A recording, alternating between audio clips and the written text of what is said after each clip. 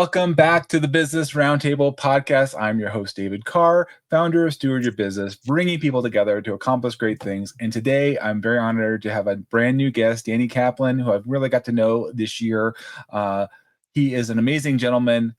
He is going to be giving you a lot of great insights, not just into enterprise resource planning software, that's his expertise, but just in just software in general and just good business practices. I'm super excited to have you here, Dani. Thank you so much for being on the podcast with us. Thank you for having me. It's a pleasure. Absolutely. You have a wealth of experience. We're going to get into it. You founded SMC Data Systems back in 1980. You've helped mid-market manufacturers, distributors. You've really helped them optimize their operations. And you've really guided, I think thousands of businesses, Dani, using ERP selection, implementation. And so a lot of folks are sometimes intimidated by these things. And you've worked in, I think food, manufacturing, distribution, a whole bunch of different areas, Dani. And so you have a wealth of experience. But before we get into the kind of the nuts and bolts of what ERPs are, how to use them, talk a little bit about your background, Dani. And I know we were just before we recorded this, but I want our audience to hear a little bit about your journey as an entrepreneur, as a business owner, and share with them your little bit about your background. Thank you. Mm-hmm. I'm a self-made person. In the 60s, when I came to this country, I went to school, what they call University Without Walls, and I spent 2.5 years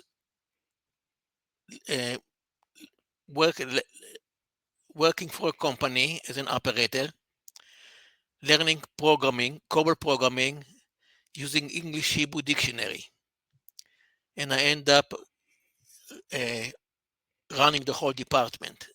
They were very good to me. The CEO was a CEO of a company, $100 million company. He paid my undergraduates in full, and I learned COBOL programming with the English Hebrew dictionary. The NCR salesman who came to visit me, to visit the company, Dani asked me, "Dani, what you doing?" I told him I'm trying to learn programming. So he told me, "Practice makes it perfect." I asked him, "What do you mean?" He said, "One day you understand." All those years later, I can visualize him standing in front of me with his polished suit, shoes, and his brown suit and the tie, telling me, "Practice makes it perfect." When I went to school, because of my computer experience, I went to University Without Walls. I got 50 credits for computers, 40 credits for language literature that I learned from encyclopedia, 6 photography, from Life magazine photographer, and they graduate me with 156 credit in BS in computer. I established SMC in 1980. In 1985, I met them executives. I met them for 4 days seminar, 12-hour a day, regarding the IBM distribution software manufacturing. It has a glitch in it. If you made a mistake, the software froze, and you have to go to last night backup, restore the entire day work. I created a utility that you go into the control record, you find where the X is, and unfreeze it. And my clients had those days there was no internet, so the answering service would call at home, and I would get a call at night, the software froze, and IBM showed up. I send IBM out, go to the utility, and unfreeze it. Speaking to the executive, they told me, "I'm going to keep you hostage 4 days, 12 hours a day, and give your wife $2,000 to go shopping and sightseeing because you will not see you." I work on a relationship. Yes. I've done $50 million, 50 on a handshake in the 80s and 90s. And I took a company through M&A from $6 to $45 million and written in a trade magazine about it. How I've done it. Today's reality. Inventory shortages. It's a brand new reality that multiple factor creates it now. Prior to COVID, inventory was no issue. Business told the vendor, "Give me the best price, drop ship it to the customer or drop ship to the warehouse," and they were happy. Today's a brand new reality. Mm. The lowest cost vendor is not the best vendor. Mm-hmm. Cheap slate is production disruption. If you check Google, last year, Volvo and Telsa ran out of productions in January. Mm-hmm. This year, Volvo ran out of production. That's what translates to now. Why do you need new ERP? You must know what your net inventory is, Mm-hmm. which means what's available after you allocate a production, future orders, and what's the net inventory. If you don't know what your net inventory, production disruption, when the inventory comes in, you have to pay overtime, your product costs you more, you can't pass the cost to your customer. Mm-hmm. You ship the product late, you get cancellation, it comes back, receivable will not be paid until you issue credit. You're so busy issue credit, you miss the vendor early payment.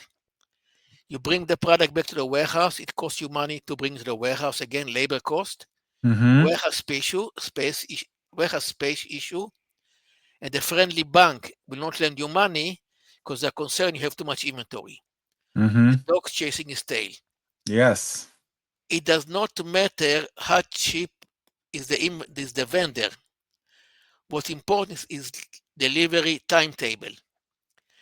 Do they deliver the order on time? Mm-hmm. We have multiple issues today: tariff, the war in the Far East, ship Yep. goes around Africa, high freight bills. So you must have clean, cure information. What is your cost? What is your inventory? And when is it coming in? Yes.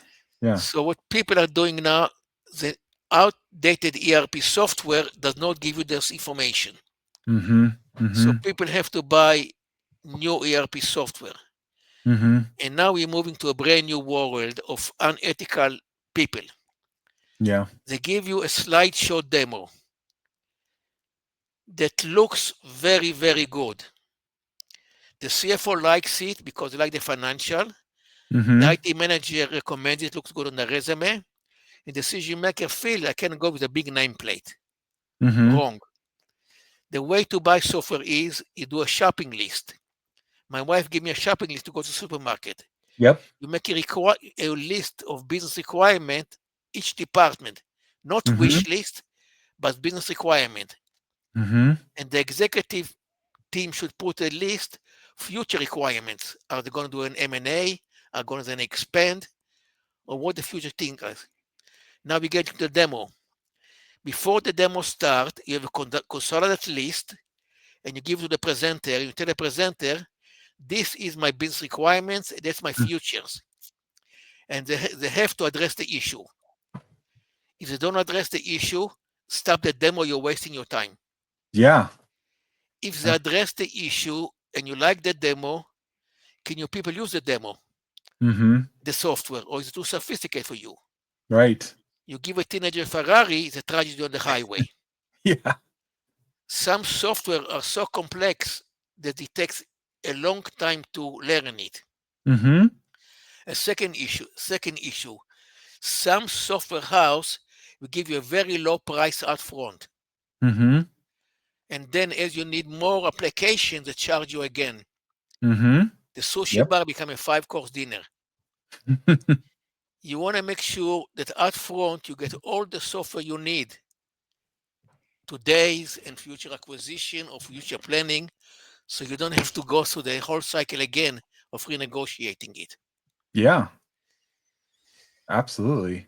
The next issue is training you bought the software.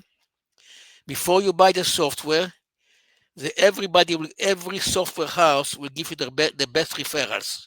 Mm-hmm. You want to speak to 3 people: CEO, CFO, and IT manager. Mm-hmm. The major question: how is the support? As a kid, I was supposed to be a mechanic. If I shouldn't be, I have one eye.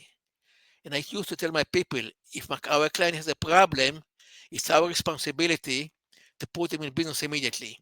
Mm. If your support is not good, it's like being stuck on the highway and the mechanic did not show up. Right. Right. The next thing you ask, where is support is coming from, USA or the Far East? Mm-hmm. If it's not in the USA, you have an issue of time zone and language barrier, Mm-hmm. which affects your business. Yep. It's a major issue. Mm-hmm. The company has 5 locations nationwide, 24/7 support. Clients in entire USA and Caribbean. Mm-hmm. Next issue, implementing the software. Mm-hmm. Yep. You have to before you buy the software, you have to make sure that the training is being done on site, not remotely, not over Zoom, Mm-hmm. because the personal contact is very important. Yep. There is no need for parallel. You build a test environment, convert the data over every day, make sure it's accurate. Mm-hmm. You train the people in test environment, so you cannot affect the live environment. Mm-hmm. Before they go live, you make sure they're proficient. You don't do a hard line in the sand. I must go live January 1st, whatever. Mm-hmm. It's a flexible going live date. Mm-hmm. You make sure before they go live, they're proficient. If they're not proficient, they have questions, postponed by a month or 2 months, and additional training. Yep. After they go live, the technical team and support team should stay on site until they're convinced that everybody is proficient. Mm-hmm. If you look at today's reality, when a little child gets a bicycle, you put 2 wheels on it. Mm-hmm. When they get the Right. bus, you take 2 wheels off. The same thing is with new software. We all have issue getting adjusted to new technology, and the support is crucial. Yeah, absolutely, Dani. Doing this methodology, the company represents for 25 plus years, have clients who have gone from $100 million to $2 billion doing M&A using a test environment. Mm-hmm. They buy a company, it's all done in test environment. When they're proficient, they join the club. Mm-hmm. That's a very important factor to analyze up front. Another thing, the demo, you cannot have everybody at the demo. Mm-hmm. You create a fruit salad. Right. One department at a time. Manufacturing have different requirements than distribution. Distribution different than financial, and financial forecasting. Yes. Mm-hmm. So you must do it one at a time. You've broken down a lot of things there, Dani, and I think hopefully as everybody's listening, you can see how well Dani understands this, what you should be considering when looking at an ERP, an enterprise resource planning software. I've used it in the past, particularly more in the professional services, but it applies here. What Dani's talking about is like how you're looking at these things and getting all this stuff. And what I love about it, Dani, is like kind of a single source of truth, if you will, instead of having these disparate systems that people are kind of maintaining. Here's an app here, here's something over here. It's unifying it. And I like what you said, Dani. It's a shopping list first, though. It's because here's the thing. I know I'm pitched all the time, and I love how you come about this from your relationship. And so it's like, going through and saying, here's the specific things that I need. I mean, how many people have gone to a dealership sometimes and they try to sell you all these things? You're like, I don't need all these things. I don't need all of that. These are the specific things that I want. And this is exactly for what I need. Not just because you happen to have a car in the lot that you want to sell. I don't need all those things. But they're selling. I got something to sell you. I've got something to sell you. Why don't you take a test drive? You're like, wait a minute. I don't need to spend all this. I'm never going to use all these things, but this thing is real critical, and this isn't even included in this model, right, Dani? I love that shopping, list analogy you just talked about. It's a very important factor, David, and I will tell you. I'll bring a short story about relationship. Mm-hmm. I used to drive for 50 years a stick shift with a clutch. Mm-hmm. In 1980, I worked at a Honda dealership, and I negotiated buying a Honda Accord, and the manager told me who else is driving the car. And I told my wife drive the car, and we have a house in Vermont, 5-hour drive. And he asked me, how tall is your wife? I told him about 5 foot, 5'1", 100 pounds. He told me, you can buy the car. I want you to bring your wife in tomorrow and have your wife drive the car around the block. I want to make sure she can, when she press the clutch, it's hitting the floor. Mm-hmm. If not, you're going to buy an automatic. So when you talk about dealership, it's a different world today. Mm-hmm.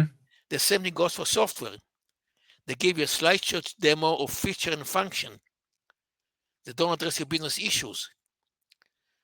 I just closed a major deal, very large company, beverage distributor. He told me I bought a 200,000 square foot warehouse. I'm looking for warehouse software. Asking why you're trying to do it. He said, I'm afraid of business disruption. I told him, you just asked for one. You have old software, ERP software, and you're going to buy warehouse software. As good as the API is good until there is upgrade on one of the silos. Yep. And Mm-hmm. then there's a broken link. Yep. And then AT&T blame Verizon blame T-Mobile. So he told me, you sound like an honest person, give me a demo. I told him I should hope so. I've done 50 million on a handshake on the 80s and 90s and made them executives. I brought the executive VP. We gave him a demo. He loved the demo. Give me a proposal, sharpen your pencil. More is less than for the beginning. Your business requirement and sample data. 3-hour demos, one department at a time. Mm-hmm. The result is executive invited me to son bar mitzvah. I have dinner with the CEO and the executive. I send them cake for the Jewish New Year. The Mm-hmm. executive called me at 8:30 at night. Dani, you must come to my house for dinner. My wife is the best cook in town. David, relationship and relationship and relationship. Yes. We are affecting business life. If it's ERP for manufacturing, distribution, it's a CRM. If it's payroll, it's a HR. It doesn't matter what software it is. The human factor is involved here. Yes. And we have to make sure that the software fits the company and the company can use the software. Yes. Yes. So true, Dani, because my company, Steward Your Business, is all about the people side, and and you have to have the people paired with the software. It's not one or the other. And I found sometimes companies are all too much on the people. We need the people, and I love that, but they need the software. And sometimes it's all about the software, and try to conform. And I love how you're saying, like, you're talking to these individual groups within the company, because they have sales is different than the accounting folks, and so they have different problems and different things they need to solve. Yes, they're related, but they're going to be asking different things. And if you say, well, this is just fit for everybody and everybody should do this, I've seen companies do that even with ERPs in the past, Dani, and the accounting people loved it, but the project managers were like, they hated it, they wouldn't even touch it. And so it's like, well, it's not really enterprise then. It's really just a specific group that's using within the company. It's not truly enterprise within the company. That's a very Right? common issue that some large software houses are doing, giving the accounting department the demo. Mm-hmm. And the CFO loves the demo. And the IT may recommend because it looks good on the resume. Mm-hmm. But it does not fit the production department, it does not fit the manufacturing or the distribution.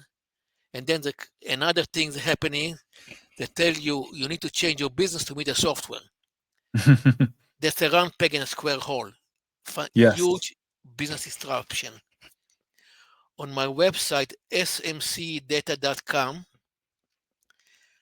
the article page, I have multiple articles. One of them is how to buy software. And I go in detail, step by step, how you go about buying software. The shopping list or the requirement list, the future requirements, making sure the people can use the software, Mm-hmm. and the support, which is the most important thing. It's Yeah. buying, if you use the dealership analysis, you bought a car from the dealership and they gave you a great price, and then support sucks. Yeah. You're like, So well, then this you is have a major yeah. issue when you need a service or repair or something, or I give you an appointment 3 weeks from now. You don't understand. I have to go to work and the car doesn't start. But Oh we are very yeah. busy. We are very busy. Mm-hmm. And then you have to shop around. When I used to buy cars, I used to go to the service line and on people on service line. Hide the support when you have an issue. Yes. They told me, oh, I got an appointment the same day if it's an emergency, I bought the car there. Mm-hmm. If I got an answer, or I have to wait 2 weeks to come in, it's a major issue. Absolutely. Yeah. when we're because talking you have about to like, rent a car to go to work. yeah, when you're talking the scale that you're talking about and the companies you're working with, Dani, when you're down, I mean, an hour, 2 hours, half a day, a day. I mean, this is costing an extreme amount of money. It's quite a lot of pressure, right? And if the delays that they're happening, this is huge. And so the support, the back end is just, I would say, even more important than whatever you're getting, because this is the lifelong support. Like you said, I've seen this happen. You mentioned earlier about an API going down or something happened. I mean, we're seeing this even, what was it? Last week here, we're recording this beginning of November. I think it was a couple weeks ago. Amazon Web Services went down. It took down a whole bunch of different businesses, and so that is huge. If what's your support? What's your uptime? How are you going to help handle when there's something going wrong within the system? Or we're and it could be user error too. Again, it's like, how do I get help for my team? This is what I found, Dani, where you have a lot of people. I'm working with teams all the time, and somebody may come in and they're new to this and they don't know what they did. And like, how do we undo what I messed up, or something's not right? They need to come to you, the expert, and say, look at this. What's going on in our system? I'll give you a live case study. Mm-hmm. My laptop had an issue. Mm-hmm. The support came from overseas. I spent 45 minutes on the phone with them. I didn't understand them. Mm. I told my wife, Ellen, English is your native language and you have 2.5 master degrees. What are they telling me? It took 45 minutes to resolve a stupid issue. A button was pushed down and the camera disappeared. Now that's a stupid laptop for $3,000. Yep. And if that's a company that's out of business for 45 minutes, because the support comes from someplace around the world, it's a major issue. Mm-hmm. Mm-hmm. That's why I tell, before you buy software, question number one, 3 people, CEO, CFO, and IT manager. Hide the support, and where is the support coming from? Mm-hmm. The USA or overseas? In overseas, there is also a time zone issue. Sure. So if it's in between shift, they might not be available. Mm-hmm. So now you wait for be transferred to another department. Yep. Exactly. One thing I want to ask you, Dani, today is there's a lot of folks that are still using kind of legacy software, and I think companies obviously now are, there's AI, of course, out there, but like, there's different things. Like you said, the market before COVID, 5 years ago now, we have different things that we're dealing with here currently in this year, 2025, tariffs. There's different things going on with companies throughout the world trying to figure out what's going to happen next. Talk a little bit about, being proactive here and the cost of just sitting back, and just like, well, I'm not sure, I don't want to make a decision of like, but what you're doing, Dani, is helping businesses move forward and be proactive. Talk a little bit about that, Dani. Number one, you have to make sure you have real-time information of what your inventory is. Mm-hmm. That goes without a say. If you don't know what I don't care how much inventory you have, I will compare it to a checking account versus a bank account. Mm-hmm. It doesn't matter how much money you have in the bank, how many checks you wrote that did not clear the bank. Mm-hmm. Mm-hmm. How much you allocate for production, future order delivery, and when is the next inventory coming in. Mm-hmm. If you don't know it, you're going to have severe business disruption. Mm-hmm. So dealing with old ERP, or outdated ERP that doesn't have the real-time analytic information, it's a major issue. Mm-hmm. How do you evaluate if the vendor is the right vendor or the wrong vendor? If they give you a very good price, does not mean it's a good vendor. Yeah. The Right. analytic information will give you that vendor has very lag time of delivery. Product, this pen was a big hot item when it was sold. Mm-hmm. It was very cheap then. Now it's very expensive. So you have to know a product, it was mature 2 years ago, but last year it was sold less, and this year sold less. So you must have your finger on top of the item. Know, is the product accelerating product, or it's a mature product, a declining product. Mm-hmm. Next issue, a customer bought from you 3 years ago $5 million. Last year he bought from you $3 million. This year he bought $1 million. Check the receivable. The Mm-hmm. analytics tells you his sales decline. Did we give him bad service or he have receivable issue? Mm-hmm. You check the receivable, it went from 60 days payment, 90 days payment, to 150 days payment. The customer have cash flow issue. You might get stuck with the receivable. Mm-hmm. So having the real-time information, vendor, customer, product, it's crucial. Yeah, absolutely. I It's like mean, going to a doctor and the doctor check your blood pressure. You tell the doctor, I feel fine, but the doctor say, I'm glad you feel fine. Your blood pressure is 200. You go to the hospital. and I think the beauty of this, Danny, is if you can get these systems dialed in, and obviously with your help and expertise, and looking. Here's what I found too, Danny. It's like looking at the right information. A lot of systems can have a lot of information, but what's the most, like you said, knowing your inventory, knowing your days outstanding as far as your accounts receivable and other. These are some things these can know, leading or lagging indicators, and having somebody help you zero in on them that are the most impactful. Of course, there's lots of things we can look at, but the things that are most impactful, and like you said, having a real-time pulse on these things, the more that you can have that, the better then you can make informed decisions either way of like what you need to do in the business. Otherwise, you're kind of flying blind and hoping, and hope's really not a plan as to how to anticipate things coming down. And those companies, I feel like, that use these tools, Danny, are going to be able to weather the ups and downs because they can make adjustments.